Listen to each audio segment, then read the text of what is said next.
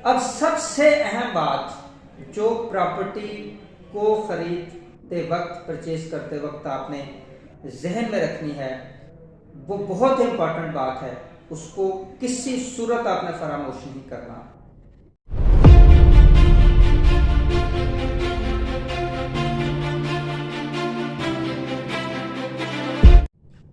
बिस्मिल्लाहिर्रहमानिर्रहीम। Welcome to all of you dear viewers. अस्सलाम वालेकुम हाज़रीन, प्रॉपर्टी एंड बिजनेस व्लॉग्स में खुशामदीद। आज हम जिस मौजू पे बात करेंगे वो ये है कि जब आपने प्रॉपर्टी खरीदनी है तो प्रॉपर्टी खरीदने से जायदाद जो कि इमूवेबल या गैर मनकूला जायदाद है, जिसमें प्लाट और मकान वगैरह आते हैं, जब आपने ये खरीदने हैं तो आपने किन बातों को मलूज़े खातर रखना है, कौन सी प्रिकॉशंस हैं जिनको कंसीडर करके जब आप प्रॉपर्टी खरीदेंगे तो बात वाली जो मुश्किल है या लिटिगेशन है उससे आप बचेंगे और आपको अदालतों के चक्कर नहीं लगाने पड़ेंगे। लेकिन उससे पहले कि मैं इस पर बात करूं, अगर आपने मेरा चैनल सब्सक्राइब नहीं किया तो अभी मेरा चैनल सब्सक्राइब कीजिए और वीडियो को देखने के बाद कमेंट बॉक्स में कमेंट ज़रूर कीजिएगा ताकि हमें आसानी होती है आइंदा की वीडियो बनाने के लिए। आपका फीडबैक हमारे लिए बहुत इंपॉर्टेंट है, तो फीडबैक जरूर दीजिएगा कमेंट बॉक्स में कमेंट करके। तो अभी हम बात करेंगे कि प्रॉपर्टी खरीदने से पहले, यानी इमूवेबल प्रॉपर्टी जिसको गैर मनकूला जायदाद कहते हैं, जिसमें मकान आता है, प्लाट आता है, वो खरीदने से पहले आपको किन एहतियाती तदाबीर को मद्देनजर रखना है। तो सबसे पहले तो आपने मकान या उस प्लाट की पैमाइश देखनी है, उसकी एक्चुअल लोकेशन देखनी है कि वो किस लोकेशन पे है, और वो जिस लोकेशन पे है वो लोकेशन और उस प्रॉपर्टी के डॉक्यूमेंट्स वो दोनों सेम हैं, उनमें डिफरेंस तो नहीं। बाज़ बात ऐसा भी फ्रॉड देखने में आया है कि प्रॉपर्टी किसी और जगह पर है लेकिन डॉक्यूमेंट्स किसी और जगह के हैं, और उन डॉक्यूमेंट्स की बुनियाद पे किसी और जगह का कब्जा या किसी और मकान का कब्जा परचेजर के हवाले कर दिया जाता है। बाद में पता चलता है कि इन डॉक्यूमेंट्स में और इस एक्चुअल जो फिजिकल प्रॉपर्टी है उसमें डिफरेंस था, और उस डिफरेंस की वजह से कई पार्टियां एज ए क्लेमेंट्स उठ पड़ती हैं और फिर वो लिटिगेशन में सिलसिला चलता रहता है, जो कि बहुत ही हेक्टिक और तकलीफ दे होता है आम आदमी के लिए। इससे बचने के लिए आपने ये ज़रूर करना है। अगर कोई मकान या कोई प्लाट किसी हाउसिंग सोसाइटी में है, किसी कॉलोनी में है, तो आपने ये देखना है कि उस कॉलोनी के पास एनओसी है, उसका अप्रूवल है, वो कॉलोनी बाकायदा तौर पर अप्रूव्ड है, वो कॉलोनी अपने टर्म्स एंड कंडीशंस में आपको कौन कौन सी फैसिलिटीज प्रोवाइड करने के लिए पाबंद है, ये आपने देखना होता है। उसका नक्शा मंजूर है उस कॉलोनी का, उस कॉलोनी का कोई डिस्प्यूट तो नहीं, क्योंकि जब डेवलपर्स प्रॉपर्टी खरीदते हैं तो फिर बाज़ औक़ात वो जो एक प्रॉपर्टी होती है जिस पर कॉलोनी बनाई जाती है उसका भी कहीं डिस्प्यूट होता है, तो वो भी चेक करना है कि कॉलोनी डिस्प्यूटेड तो नहीं, ये आपने ज़रूर देखना है। फिर आपने देखना है कि अगर आप जायदाद खरीदने लगे हैं तो उस जायदाद पर, उस प्रॉपर्टी पर कोई स्टे वगैरह तो नहीं हुआ, ये तीसरा नंबर। चौथे नंबर पे स्टे, आप पटवारी के पास जब जाएंगे तो आप उस प्रॉपर्टी के जो कवायद होते हैं वो चेक कर लेंगे। अगर तो स्टे हुआ तो पटवारी के रजिस्टर में दर्ज होगा, वो आपको बताएगा कि इस प्रॉपर्टी पर स्टे हुआ है या कि नहीं हुआ। चौथे नंबर पे आपने जब प्रॉपर्टी खरीदने के लिए बयाना यानी डाउन पेमेंट जब करनी है तो फिर उसको आपने तहरीर ज़रूर कर लेना है, और याद रखें कि जिस स्टाम्प पेपर पर आपने तहरीर करना है वो स्टाम्प पेपर भी उस वक्त के कानून के मुताबिक वैलिड हो। मिसाल के तौर पर अगर 1200 रुपये वाला स्टाम्प पेपर है जो कि बैंक से, पंजाब बैंक से निकलना है पंजाब के अंदर, तो 1200 वाले स्टाम्प पेपर पे ही आपको तहरीर लिखेंगे। आप कोई इधर से किसी स्टाम्प फरोश से 100-200 रुपये वाला स्टाम्प लेके उस पर स्टाम्प अगर आप तहरीर करते हैं तो बाद में लिटिगेशन में वो आपके लिए प्रॉब्लम पैदा कर सकती है, उसकी डॉक्यूमेंट्री वैल्यू लूज हो सकती है। तो ये आपने ज़रूर ख्याल रखना है। उस वक्त खुदा के लिए आप अपना 1000 रुपया 1200 रुपया ना बचाया करें, बल्कि जो वैलिड स्टैम्प पेपर होता है उस पे आप तहरीर किया करें ताकि आप सिक्योर रहें।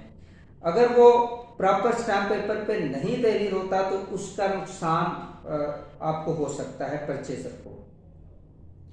मुश्तरका खाता की जो प्रॉपर्टी है, मुश्तरका खाता की प्रॉपर्टी खरीदते वक्त आपने एहतियात से काम लेना है। बाज़ औक़ात खाता मुश्तरका होता है, उसमें जो हिस्सेदारान होते हैं उनके आपस में डिस्प्यूट्स होते हैं, जिसकी वजह से बाद में आपके लिए प्रॉब्लम आता है। तो आपने ये देखना है कि जिस मुश्तरका खाता में से आप प्रॉपर्टी ले रहे हैं या मुश्तरका खाता पूरा आप खरीद कर रहे हैं, उसके जो हिस्सेदारान हैं उनका कंसेंसस है, उनके आपस में डिस्प्यूट्स तो नहीं है। तो इस चीज़ को भी आप क्लियर करें तो आपके लिए आसानी रहेगी। रकम की नेक्स्ट पॉइंट है कि रकम की अदायगी आपने हमेशा थ्रू बैंक, थ्रू चेक करनी है, कैश के जरिए नहीं करनी। कैश के जरिए आप गो के विटनेसेस भी वहां पे मौजूद होंगे, लेकिन मामला लिटिगेशन में जब जाएगा तो वहां पे आपको बहुत सारे प्रॉब्लम्स फेस करने पड़ सकते हैं। अगर आपका कोई विटनेस रिट्रैक्ट हो गया तो that will be a major problem for you, आपके लिए एक बड़ा मसला बन सकता है। जो तहरीर करते हैं उसमें 2 गवाहान को आप स्टाम्प पेपर भी लिखें, उसके बाद थ्रू चेक, थ्रू बैंक आप पेमेंट करें। स्टाम्प पेपर में जो 2 गवाहान होंगे उनके थंब इम्प्रेशंस, उनके सिग्नेचर वगैरह, और पार्टीज के थंब इम्प्रेशंस और सिग्नेचर यानी सेलर और परचेजर दोनों के ये लाजमी होने चाहिए। फाइल जो है वो फाइलिंग का काम ना करें, मतलब अगर आपने जाहिर है आप जो है वो वर्चुअल काम नहीं कर रहे, आपने घर बनाना है, आपने उसमें कोई फिजिकल वर्क करना है उस प्रॉपर्टी में, तो आप प्रॉपर्टी भी फिजिकल परचेज करें। दफ्तर के अंदर बड़े शहरों में, इस्लामाबाद, लाहौर में बाज़ ऐसा होता है कि दफातर के अंदर ही वो सौदा करते हैं, जी ये फाइल आपकी हुई, ये आपकी हुई, तो वो बाद में पता चलता है कि उस जगह पर प्लाट था ही नहीं या पहले से ऑक्युपाइड था। अगर था भी तो इस्लामाबाद जैसे शहरों में वो खाई में था। तो इस तरह के ये चीज़ें फिजिकल अपीयरेंस ज़रूर होनी चाहिए उस प्रॉपर्टी की जो प्रॉपर्टी आप खरीदने जा रहे हैं। महज फाइल को सेल परचेज मत करें, उससे आपको लॉस हो सकता है एक आम आदमी को।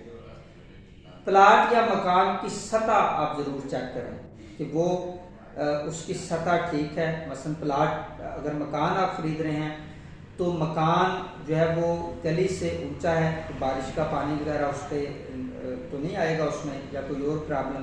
या जब डेवलपमेंट होती है, सोलिंग वगैरह होती है या टफ टाइल लगती है तो गली ऊंची हो जाती है, तो ऐसा तो नहीं जब गली ऊंची होगी तो आपका मकान नीचे रह जाएगा। इस चीज़ का आपने ख्याल करना है, उसमें आपने जो है वो गफलत नहीं करनी। बात ऐसा भी हुआ कि कॉलोनी जब डेवलपिंग पोजीशन में होती है तो उस वक्त बाद लोग ऐसी जगह पे प्लाट खरीद लेते हैं जिसके बिल्कुल ऊपर या बिल्कुल साथ बिजली की हाई वोल्टेज की तारें गुजर रही होती हैं। तो ये आपने ज़रूर देखना है कि वो तारें वगैरह तो नहीं गुजर रही, ट्रांसफार्मर के बिल्कुल पास तो नहीं आपका घर। तो इस तरह की चीज़ों को आपने देखना है ताकि बाद में आपकी सिक्योरिटी ज़्यादा से ज़्यादा बेहतर हो सके। मास्टर प्लान आपने ज़रूर चेक करना है, प्लाट का लेआउट, कॉलोनी वगैरह का। फिर आपने ये भी देखना है कि जिस जगह पर आप प्लाट या मकान ले रहे हैं उसकी जो गली है या जो बाजार है उसकी चौड़ाई कितनी है, मतलब वो कितने फुट का बाजार है। छोटी, ऐसा ना हो कि गली छोटी हो, बाद में आप गाड़ी वगैरह या कोई और चीज़ ऐसी आप अंदर लेके जा रहे हैं या गेस्ट आते हैं तो आपको आमदोरफ़त में प्रॉब्लम हो, जब सारी कंस्ट्रक्शन वहाँ पे हो जाए तो आपके लिए इशू हो। इस चीज़ को भी आपने मद्देनज़र रखना है। अब सबसे अहम बात जो प्रॉपर्टी को ख़रीदते वक्त, परचेज करते वक्त आपने जहन में रखनी है, वो बहुत इम्पॉर्टेंट बात है, उसको किसी सूरत आपने फरामोश नहीं करना।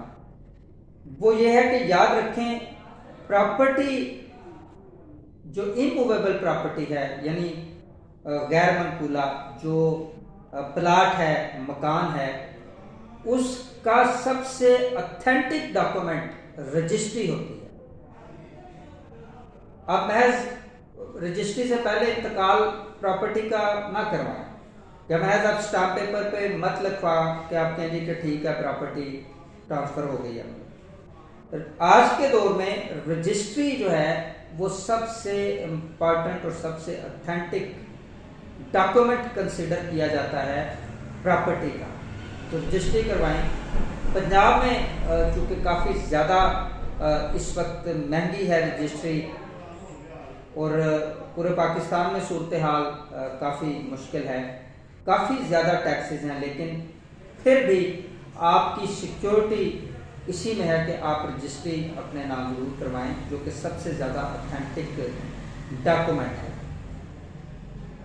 अब आपने सारी वीडियो को देखा, इसके बाद आपने एक दफ़ा फिर मैं आपसे गुजारिश करता हूँ, कमेंट बॉक्स में कमेंट करके अपने फीडबैक से ज़रूर नवाजें, ताकि इसी तरह की कारोबार और प्रॉपर्टी से रेलिवेंट बहुत ही इंफॉर्मेटिव और इम्पोर्टेंट वीडियोस आप तक और वीलॉग्स आप तक पहुँच सकें।